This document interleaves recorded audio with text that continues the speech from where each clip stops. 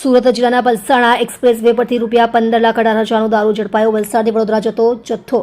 એક આરોપી પકડાયો. સુરત જિલ્લાના પલસાણા નજીક ટુંડી ગામ પાસે Surat Mumbai express highway number 4 પરથી સુરત ગ્રામે એલસીબી વિદેશી દારૂનો મોટો જથ્થો ઝડપી પાડ્યો છે. બાતમીના આધારે એક Ashok Leyland truck container number JJ15AX4157 માંથી ₹15,18,500ની કિંમતનો દારૂ અને અન્ય મુદ્દા માલ કબજે કરવામાં આવ્યો હતો.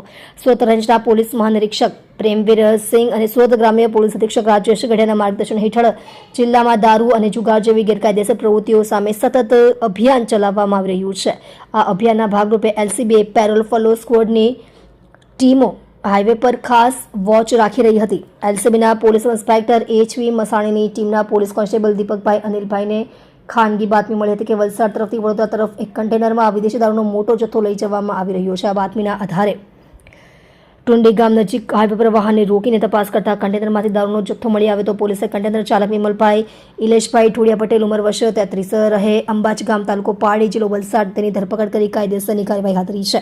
દારૂનો જથ્થો પૂરો પાડનાર, વાહન સુધી પહોંચાડનાર અને માલ સ્વીકારનાર સહિતના અન્ય આરોપીઓને વોન્ટેડ જાહેર કરી તેમની શોધખોળ શરૂ કરવામાં આવી છે. પોલીસે કુલ ₹15,18,500નો મુદ્દા માલ કબજે કર્યો છે, જેમાં 4,104 નંગ વિદેશી દારૂના ટીન કિંમત ₹5,13,000, એક અશોક લેલેન્ડ ટ્રક કન્ટેનર કિંમત ₹10 લાખ, એક મોબાઈલ ફોન કિંમત ₹5,000 અને રોકડ ₹500નો સમાવેશ થાય છે. આ સફળ કામગીરી એલસીબી સુરત ગ્રામ્યના police inspector NG Panchani, PSI HV Masani અને તેમની ટીમના અધિકારીઓ તથા કર્મચારીઓ સંયુક્ત રીતે પાર પાડી હતી.